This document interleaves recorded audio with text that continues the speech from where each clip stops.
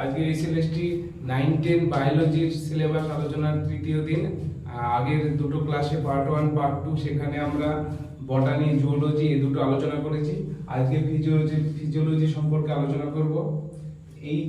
এই টপিকগুলো সব আমি এখানে লিখেছি। এইবার আমাদের যেটা পড়তে হবে সেটা এই টপিকগুলোর মধ্যে কোনগুলো ইম্পর্টেন্ট, মোস্ট ইম্পর্টেন্ট। পড়তে তো সবই হবে, কিন্তু তাদের মধ্যে যেগুলো আলাদা করে গুরুত্ব দিতে হবে সেইগুলো আমি আলোচনা করে দেবো। এখানে মোট 12টা টপিক আছে হিউম্যান ফিজিওলজির মধ্যে। এবার আমি আলোচনা শুরু করছি। প্রথম যে টপিকটা আছে সেটা হচ্ছে unit of human system. Human সিস্টেমের ইউনিট কি? এই যে সিস্টেম যেটা বলেছে ইউনিট অফ হিউম্যান সিস্টেম, এইটা যদি আমরা লক্ষ্য করি না, এইটা আমরা হিউম্যান হোক আদার্স অ্যানিমাল হোক সবার ক্ষেত্রেই সিস্টেমটা মোর অর লেস সেমি বাই। যেমন কি যে কোনো সিস্টেমের ইউনিট কি? ইউনিট হচ্ছে সেল। সেল থেকে কি হয়? টিস্যু। টিস্যুর পর হচ্ছে কি? অর্গান। অর্গানের পর অর্গান সিস্টেম। এইবার লিখি সেল, টিস্যু, অর্গান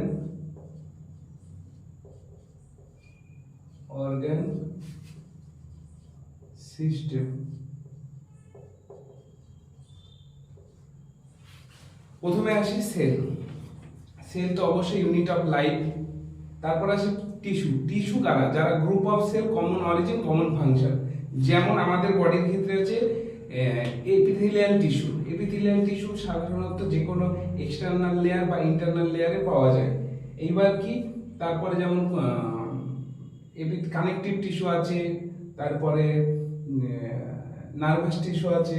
এরপর অর্গান, যেমন অর্গানের হচ্ছে কিডনি, লিভার, এগুলো সব এক একটা অর্গান। এইবার সব অনেকগুলো অর্গান মিলে যেটা তৈরি করে সেটা হচ্ছে অর্গান সিস্টেম। যেমন আমাদের এখানে আমাদের যেমন অনেকগুলো অর্গান নিয়ে ডাইজেস্টিভ সিস্টেমটা তৈরি হয়েছে। যেমন আমাদের হচ্ছে মাউথ, তারপর ওসোফেগাস, তারপরে প্যানক্রিয়াস, তারপরে স্মল ইন্টেস্টাইন, লার্জ ইন্টেস্টাইন, এইসব গ্ল্যান্ড হোক, ক্যানাল হোক, এগুলো সব মিলে তৈরি করেছে কি আমাদের ডাইজেস্টিভ সিস্টেম।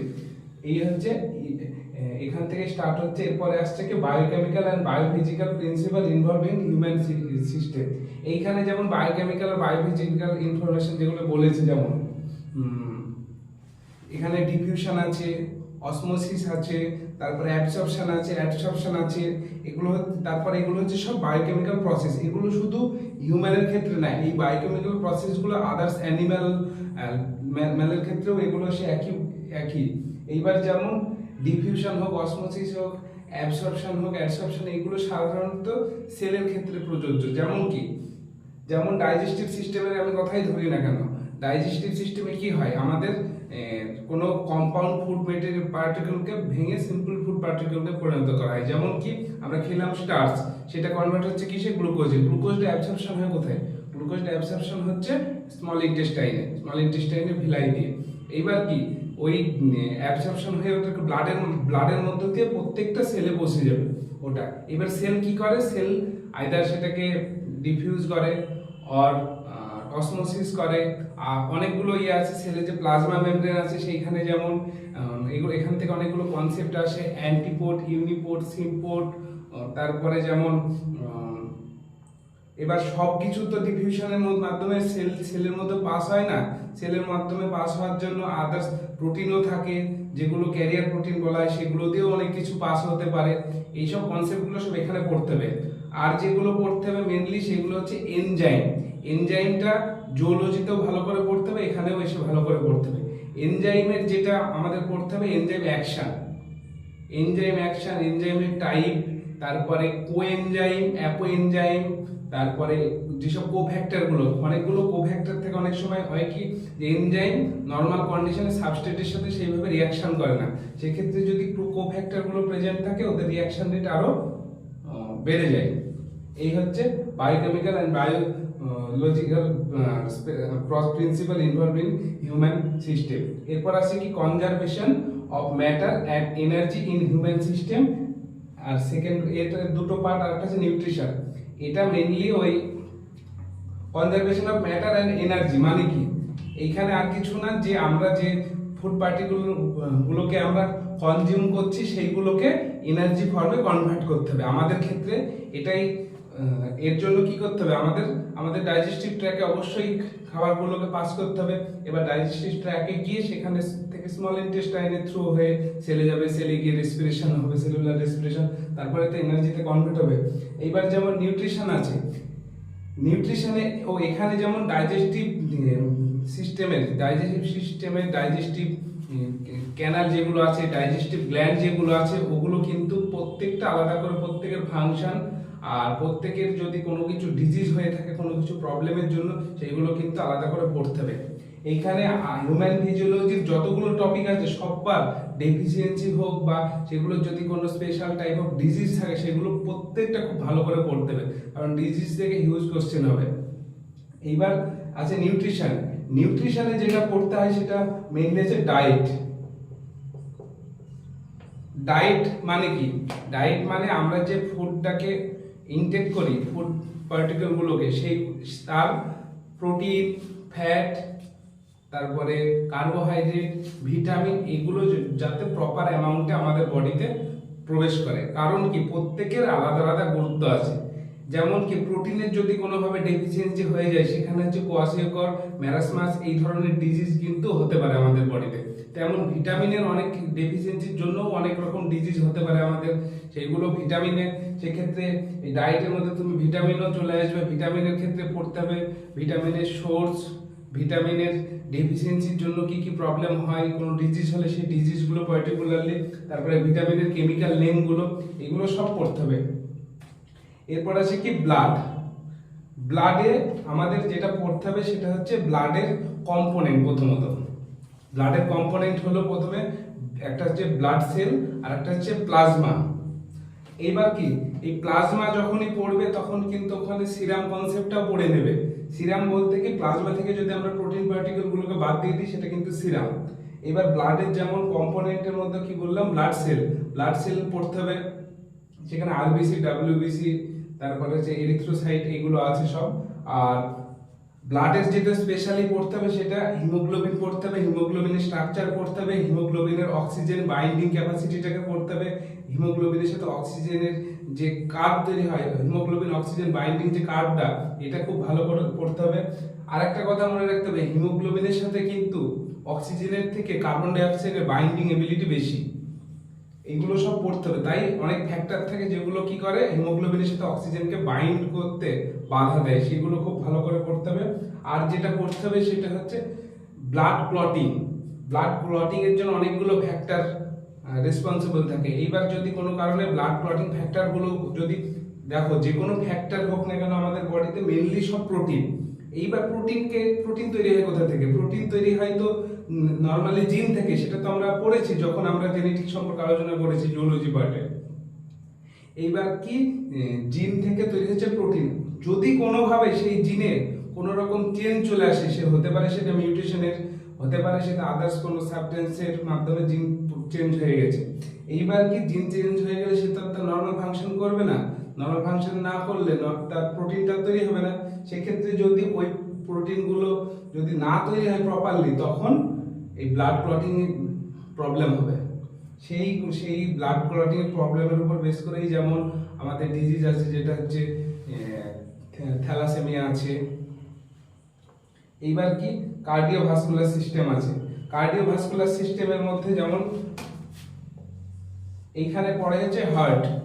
একটা কথা বলে রাখি, আমরা যখন হার্ট পড়বো তো হার্টের রেভলিউশনটা খুব ভালো করে পড়ে রাখবো। যেমন কি, হার্টের রেভলিউশন তুমি যদি লক্ষ্য করো, দেখবে জুলজি পার্টের সাথে কিন্তু এগুলো কম্পেয়ার করে পড়বে। এইবার কি, কার্ডিওভাস্কুলার সিস্টেম যদি হার্টকে আমরা পড়ি, প্রথমে যখন হার্টটা আসে পৃথিবী, মানে ফার্স্ট হার্ট দেখা যায় তো তোমার মানে ফিশের মধ্যে, সেই হার্ট হচ্ছে বাই চেম্বার, মানে দুটো চেম্বার ছিল। আর ওখানে যে ব্লাডের সার্কুলেশনটা, ওটা কিন্তু ইউনি সার্কুলেশন। আর ওখানে হচ্ছে ব্লাড, ওদের যে হার্টটা সেটা ভেনাস হার্ট, ঠিক আছে। আর তারপরে যে ওদের মধ্যে থেকে আসলে হচ্ছে অ্যাম্ফিবিয়ানের ক্ষেত্রে, অ্যাম্ফিবিয়ানের হার্টে কিন্তু 3টে চেম্বার থাকে। আর তারপর আসলে অ্যাম্ফিবিয়ানের পর আসলে রেপটাইলস এর মধ্যে কিন্তু 3.5 মানে চেম্বার। আর ওর যে এই একমাত্র রেপটাইলস এর মধ্যে এক্সেপশন কিন্তু ক্রোকোডাইল, যার ফুড চেম্বার থাকে। অ্যাভিস আর ম্যামেলস এর ক্ষেত্রে কমপ্লিটলি ফুড চেম্বার থাকে। আর আমাদের যেটা মেইনলি পড়তে হবে সেটা food chamber heart in human. এইবার কি ওইখানে হিউম্যানের ক্ষেত্রে ফুড চেম্বার হার্ট পড়ার সময় এখানে আমাদের যেটা পড়তে হবে এসএ নোড, এভি নোড, তারপরে এখানে যে হার্টে যে ব্লাডের ডবল সার্কুলেশন হয় সেটা খুব ভালো করে পড়তে হবে। যেমন ডবল সার্কুলেশন বলতে হার্ট, হার্ট, লাং আর টিস্যু। হার্ট থেকে কি করে, টিস্যুতে অক্সিজেনেটেড ব্লাড সাপ্লাই করে। এইবার টিস্যু থেকে হার্টে কি সাপ্লাই হয়, CO2 ব্লাড। এইবার কি হার্ট কি করে, এই কার্বন ডাই অক্সাইড যুক্ত ব্লাডটাকে এইটাকে বলা এই ব্লাডটাকে পাঠানো হয় লাংয়ের মধ্যে। লাংয়ের মধ্যে কার্বন ডাই অক্সাইড ব্লাডটা দিলে এখানে কি হচ্ছে, এখানে হচ্ছে পিউরিফাই হচ্ছে। একটা কনসেপ্ট মনে রাখতে হবে, পিউরিফিকেশন আর ফিল্ট্রেশন, এইটা কিন্তু খুব ভালো করে পড়তে হবে। লাংয়ে যেটা হয় সেটা হচ্ছে পিউরিফিকেশন হয়, আর ফিল্ট্রেশনে যেটা হয় সেটা হচ্ছে কিডনিতে হয়। এইবার কি কার্বন ডাই অক্সাইড এখানে গেল, কার্বন ডাই অক্সাইড যুক্ত ব্লাড, তারপর কি হচ্ছে লাংয়ে গিয়ে সেখানে অক্সিজেনেটেড ব্লাডে কনভার্ট হচ্ছে। এই অক্সিজেনেটেড ব্লাডটা আবার হার্টে আসছে। হার্ট কি করে, আমাদের বডিতে পাম্পের মানে মেশিনের মতো কাজ করে। মেশিন যেমন কি করে, সারা সব জায়গায় জলকে যেমন ছড়িয়ে দিতে পারে, তেমন ইলেকট্রিসিটি যেসব মেশিনগুলো তৈরি করে তারা কি করে, সারা বাড়িতে ইলেকট্রিসিটিকে কন্ট্রোল করতে পারে। ঠিক তেমনই এরা হচ্ছে পাম্প করে ব্লাড করে সারা বডিতে যেন ব্লাডের প্রপার ব্যালেন্স থাকে সেটাকে এরা মেনটেন করে। হার্টে যেমন পড়তে হবে কি, নোটগুলো পড়তে হবে, এসএ নোট, এভি নোট, এইগুলো খুব ভালো করে পড়তে হবে। তারপর হার্টে যে ইম্পালস তৈরি হচ্ছে এসএ নোটে, সেই ইম্পালসটা কিভাবে ট্রান্সফার হচ্ছে, হার্ট বিট, এইগুলো পড়তে হবে। এসএ নোট থেকে এভি নোট, সেখান থেকে bundle of His, Purkinje fiber এখান দিয়ে পাস করছে। যেটা এখানে আরেকটা কনসেপ্ট পড়তে হবে হার্টে, সেটা হচ্ছে ECG, heart rate, stroke volume, তারপরে হার্ট বিট, এগুলো সব কখন লাভ ডাব সাউন্ড হয়, তারপরে টাইমিং গুলো, এগুলো কিন্তু সব ডিটেলসে পড়তে হবে হার্টের ক্ষেত্রে। এরপরে আসছে কি রেসপিরেটরি সিস্টেম। রেসপিরেটরি সিস্টেমে আমাদের প্রথমে যেটা পড়তে হবে সেটা হচ্ছে ইনটেক বা অ্যাকচুয়ালি এক্সচেঞ্জ অফ গ্যাস। সেটা হচ্ছে ইন্সপিরেশন হতে পারে, সেটা এক্সপিরেশনও হতে পারে। এবার কি, সেটা হচ্ছে ব্রিদিং এর প্রসেস। এবার কি, এটা কি দেয়া হয়, এটা হচ্ছে লাং এর থ্রু দিয়ে হয় রেসপিরেটরি সিস্টেমে। এবার লাঙে তো ডিরেক্টলি যাবে না, লাঙে তাহলে যাবে কোথা দিয়ে, এখানে আছে ট্রাকিয়া আছে, ব্রঙ্কাস আছে, ব্রঙ্কাস গুলো সেপারেশন হলে এরকম ব্রঙ্কিওলস তৈরি করে, সেখান থেকে যেমন লাং তৈরি করে।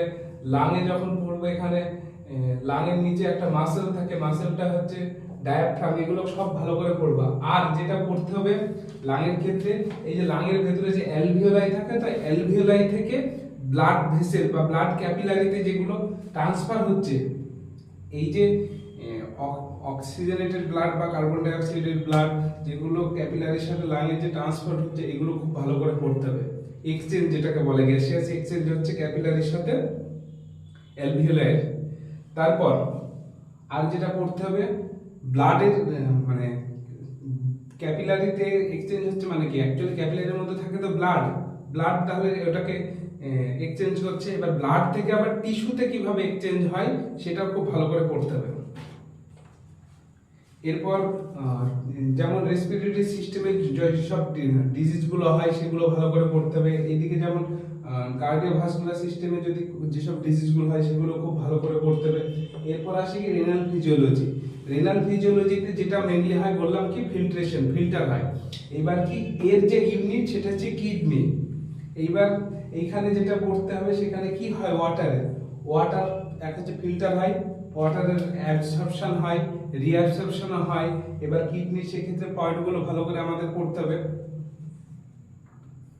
তারপরে কিডনির যেমন ওয়াটার ব্যালেন্স রেগুলেশনে যদি কোনো হরমোনের স্পেশাল যদি কোনো ফাংশন থাকে সেগুলো আমাদের এগুলো ভালো করে করতে, যেমন আছে তো এডিএইচ বলে যে হরমোন আছে, সেটা কি করে কন্ডিশনাল রিঅ্যাবসর্পশন করে, সেটা হচ্ছে ডিস্টাল কনভলিউটেড টিউবিউলে। এইবার কি এই এডিএইচ এর যদি ডেফিসিয়েন্সি হয় সেক্ষেত্রে কিন্তু যে ডিজিজ হয় সেটা হচ্ছে আমাদের ডায়াবেটিস ইনসিপিটাস, যেটাকে বলা হয় বহুমূত্র। ডায়াবেটিস ইনসিপিটাস আর মেলিটাসকে কিন্তু গোলালে হবে না। মেলিটাস হচ্ছে কি ইনসুলিনের ডেফিসিয়েন্সির জন্য হয়, সেটা হচ্ছে মধুমেহ। মধুমেহ আর বহুমূত্র কিন্তু পুরো আলাদা জিনিস। বহুমূত্রের ক্ষেত্রে কি হয় যে এক্সেস ওয়াটার বডির বাইরে বেরিয়ে যায়, মানে কি বডি ওয়াটারটাকে রিঅ্যাবসর্পশন সেই লেভেলে গিয়ে করতে পারে না। এই হচ্ছে ডায়াবেটিস ইনসিপিটাস। এরপরে আসছে কি nerve and muscle physiology. Nerve and muscle ফিজিওলজিতে প্রথম মাসল পড়তে হবে। মাসল 3 টাইপ অফ মাসল পড়তে হবে। একটা হচ্ছে striated muscle, smooth muscle, cardiac muscle. Cardiac মাসলটা খুব ইম্পর্টেন্ট একটা জিনিস, কার্ডিয়াক মাসল, সেটা পড়তে হবে। এইবার মাসল ফিজিওলজিতে যেটা পড়তে হবে mainly muscle contraction. Muscle contraction, তারপর এখানে যেমন পড়তে হবে যে নার্ভে, যেমন কি নার্ভে পড়তে হবে নার্ভ ইম্পালস কিভাবে জেনারেট হয়, মাসল কন্ট্রাক্ট কিভাবে হয়, এগুলো সব পড়তে হবে। মাসল কন্ট্রাকশনে ক্যালসিয়াম আয়নের কি রোল থাকে সেটা ভালো করে পড়তে হবে। আর নার্ভের ক্ষেত্রে যে ইম্পালসটা এক জায়গায় থেকে আরেক জায়গায় ট্রান্সফার করে সেটার প্রসেসটা পড়তে হবে খুব ভালো করে। যেমন এখানে নার্ভ ইম্পালস জেনারেট বা ট্রান্সফারে যেমন ওখানে হচ্ছে আয়ন ব্যালেন্সেস, একটা সোডিয়াম পটাশিয়াম ব্যালেন্সের উপর বেস করে এই নার্ভ ইম্পালসটা জেনারেট হয়, এগুলো কিন্তু ভালো করে পড়তে হবে। সেখানে অ্যাকশন পোটেনশিয়াল, রেস্টিং পোটেনশিয়াল, এগুলো পোলারাইজড স্টেট, নন পোলারাইজড স্টেট, খুব ভালো করে এগুলো কিন্তু পড়তে হবে। এইবার মাসেলের ক্ষেত্রে যেমন এখানে সাইন্যাপস, যেটা সাইন্যাপস পড়তে হবে। সাইন্যাপস হচ্ছে কি কিছুই না, সাইন্যাপস হচ্ছে দুটো অ্যাকশনের মিডিলের জয়েন্টটাকে বলে সাইন্যাপস। এবার কি এগুলো হচ্ছে ট্রান্সফার করে এক জায়গা থেকে আরেক জায়গায়, ইম্পালসটাকে ট্রান্সফার করে। এখানে প্রেজেন্ট থাকতে পারে অ্যাসিটাইল কোলিনের যেমন প্রেজেন্ট থাকতে পারে। একটা কথা এখানে মনে রাখতে হবে, অ্যাসিটাইল কোলিন যদি যেসব নিউরনে প্রেজেন্ট থাকবে, তার মানে এটা মনে রাখতে হবে সেখানে সেই নিউরনের মধ্যে প্রোটিন সিনথেসিসের জন্য রেসপন্সিবল যে ডিএনএ গুলো থাকে, বিশেষ করে অ্যাসিটাইল কোলিন গুলো, সেগুলো হাইলি অ্যাক্টিভ থাকে। এরপর আছে কি nervous system and sensory physiology. এইবার কি নার্ভাস সিস্টেম আমাদের প্রথম যেটা পড়তে হবে যে নার্ভাস সিস্টেমের টাইপ গুলো, যেমন কি নার্ভাস সিস্টেমকে যদি আমরা ক্লাসিফিকেশন করি নার্ভাস সিস্টেমকে, সেক্ষেত্রে আমরা প্রথম যেটা পাবো সেটা হচ্ছে central nervous system, peripheral nervous system. মনে রাখতে হবে পেরিফেরাল নার্ভাস সিস্টেম কি করে, যে কোনো সেন্সকে সেটাকে পাস করে সেন্ট্রাল নার্ভাস সিস্টেমে। সেন্ট্রাল নার্ভাস সিস্টেম সেক্ষেত্রে অর্ডার দেয় পেরিফেরাল নার্ভাস সিস্টেমকে যে এই ফাংশনটা করার জন্য বা এটা করো। এবার যেমন কি সেন্সরি নার্ভাস সিস্টেম থাকতে পারে পেরিফেরাল নার্ভাস সিস্টেমের মধ্যে, আবার মোটর নার্ভাস সিস্টেমও থাকতে পারে। আর সেন্ট্রাল নার্ভাস সিস্টেমের যেমন দুটো টাইপ আছে, একটা হচ্ছে ব্রেন আর একটা স্পাইনাল কর্ড। এবার আরো সব টাইপ আছে, যেমন পেরিফেরাল নার্ভাস সিস্টেমের মধ্যে সেন্সরি নার্ভাস সিস্টেম আর মোটর নার্ভাস সিস্টেম। মোটরের দুটো টাইপ আছে, একটা হচ্ছে একটা অটোমেটিক নার্ভাস সিস্টেম আছে, তারপরে হচ্ছে সোমাটিক নার্ভাস সিস্টেম। তারপরে যেমন অটোমেটিক নার্ভাস সিস্টেমকে আবার দুই ভাগে ভাগ করা যায়, যেমন সিম্প্যাথেটিক, প্যারাসিম্প্যাথেটিক, এগুলো সব ডিটেইলস আমি পরে পড়াবো, এগুলো নিয়ে অত চাপ নেওয়ার কিছু নেই। এইবার আর যেগুলো পড়তে হবে সেগুলো নার্ভাস সিস্টেমের এখানে যেমন ব্রেনের প্রত্যেকটা পার্ট খুব ভালো করে পড়তে হবে। Forebrain, midbrain, hindbrain, প্রত্যেকটা ব্রেনের পার্ট তাদের কি আলাদা করে গুরুত্ব। একটা কথা বলে রাখি, এখানে ব্রেন যখন পড়বে তো ব্রেনের, যেমন আমাদের ফোর ব্রেন যখনই পড়বে, ফোর ব্রেন থেকে কোন নার্ভ কোথায় গেছে, তাদের আলাদা কিছু যদি ফাংশন থাকে সেগুলো খুব ভালো করে করতে হবে। মিড ব্রেন, এবার কোন ব্রেনে কি কি পার্টগুলো আছে, যেমন হাইপোথ্যালামাস, থ্যালামাস, এগুলো যখন পড়বে। একটা কথা বলি, হাইপোথ্যালামাস থেকে যদি অনেক যখন তো হরমোন সিনথেসিস হয়, মানে সিক্রেশন হয়, সেটা তো আমরা জানি। এইবার কি সেই সিক্রেশন গুলোকে কিভাবে কন্ট্রোল করে, ব্রেনের সাথে তার যে লিঙ্কটা কি, নার্ভাস সিস্টেম কিভাবে এর জন্য রেসপন্সিবল, এগুলো সব পড়তে হবে। এরপর আসে কি হিন্ড ব্রেনটা আমাদের হিন্ড ব্রেনের পার্ট কি কি, তাদের রোল কি, তারপরে এগুলো পড়তে হবে। আর এরপর আসে কি আমাদের যেসব সেন্সরি অর্গান, যেমন কি অলফ্যাক্টরি নার্ভ থাকে, অডিটরি নার্ভ থাকে, তারপর অপটিক নার্ভ থাকে। এইগুলো নার্ভ শুধু সিস্টেমগুলো করলে হবে না, তাদের যদি আলাদা করে, যেমন কি আমাদের অডিটরি সিস্টেমের পার্ট, কিভাবে অডিটরি স্টিমুলাসটা জেনারেট হয়, কিভাবে সেটা পাস করে এক জায়গায় থেকে, এইগুলোও পড়তে হবে। তারপরে অপটিক অপটিক নার্ভ কিভাবে ইম্পালসটাকে জেনারেট করছে, তারপরে আমাদের আই সম্পর্কে ডিটেল স্টাডি করতে হবে। তারপরে আয়ের যেসবগুলো ফটোসেন্সরি সেলগুলো আছে, যেমন রড সেল বা কোন সেল আছে, সেইগুলোর কিভাবে ইম্পালসটাকে জেনারেট করে, ইম্পালসটাকে ট্রান্সফার করে, সেগুলো খুব ভালো করে পড়তে হবে। অ্যাকচুয়ালি এই ফটোসেন্সরি সেল বলি যেগুলোকে বলি, সবই হচ্ছে নিউরন, এক একটা নিউরন দিয়েই ইম্পালসটা এক জায়গা থেকে আরেক জায়গায় ট্রান্সফার হয়। এরপর আসে এদের যদি কোনো রকম কোনো ডিজিজ থাকে, যেমন আয়ে আমাদের বিভিন্ন রকম ডিজিজ আছে, মায়োপিয়া, হাইপারমেট্রোপিয়া, প্রেসবায়োপিয়া, সব আছে, এগুলো পড়তে হবে। কানের যদি কোনো ডিজিজ থাকে সেগুলো পড়তে হবে। এরপর আসে কি skin and regulation of body temperature. Skin and regulation of body টেম্পারেচারের যেমন এখানে যেমন সোয়েট গ্ল্যান্ডের স্পেশাল রোল থাকে আমাদের বডি টেম্পারেচার রেগুলেশনে, সেইটা খুব ভালো করে পড়তে হবে। আর স্কিনের হচ্ছে স্ট্রাকচারটা খুব ভালো করে পড়তে হবে। অ্যাকচুয়ালি স্কিনের স্ট্রাকচার কি, এপিথেলিয়াম, কম্পাউন্ড এপিথেলিয়াম দিয়ে এই স্কিন তৈরি হয়, কিন্তু এই কম্পাউন্ড এপিথেলিয়াম হলেও স্কিন অনেক ডিফারেন্ট, স্কিনের ফাংশন আছে কি, এগুলো সব ডিটেলসে পড়তে হবে। এরপর আসছে কি এন্ডোক্রাইন সিস্টেম। এন্ডোক্রাইন সিস্টেম মনে রাখতে হবে যেখান থেকে হরমোন রিলিজ হয় মেনলি। তাহলে কি এই সিস্টেমে শুরু হয় হচ্ছে হাইপোথ্যালামাস থেকে, তারপর সে কন্ট্রোল করে পিটুইটারিকে, পিটুইটারি আদার্স যেসব সিক্রেটারি গ্ল্যান্ড আছে সেগুলোকে কন্ট্রোল করে। এবার যেসব হরমোনগুলো আছে তাদের যেমন টাইপ, কোনটা প্রোটিনিসিয়াস হরমোন, কোনটা পেপটাইড হরমোন, কোনটা স্টেরয়েড হরমোন, কোনটা আয়োডাইড হরমোন, এগুলো প্রত্যেকটা কিন্তু আলাদা করে নাম জানতে হবে।